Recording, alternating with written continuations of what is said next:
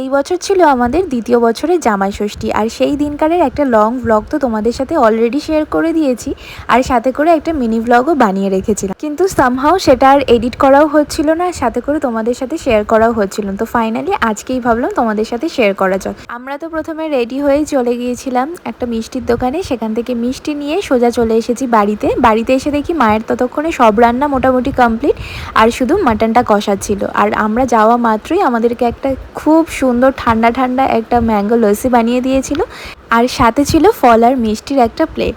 তারপর আমরা কাকিমণির সাথে একটু দেখা করতে গিয়েছিলাম, কাকিমণি আমাদেরকে শশা কেটে দিয়েছিল। তারপর সেখানে সবার সাথে একটু গল্প করে নিচে এসে দেখি মায়ের জামাই ষষ্ঠী স্পেশাল লাঞ্চের থালিও সার্ভ করে দিয়েছে, আর যেখানে প্রত্যেকটা রান্না কিন্তু মা নিজেই বানিয়েছিল।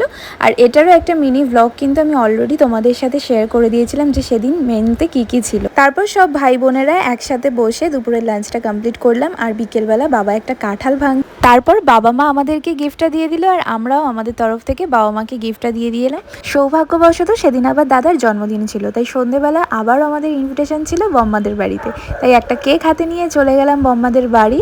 আবার সেখানে সবাই মিলে একসাথে বার্থডে সেলিব্রেট করলাম, রাতে ডিনার করলাম সবার সাথে একটু গল্প করে। তার এবার আমাদের বাড়িতে একটু যাব, সেখানে ব্যাগগুলো নিয়ে এবার আমাদের বাড়ির পথে রওনা দেবো। তাহলে চলো, বাই।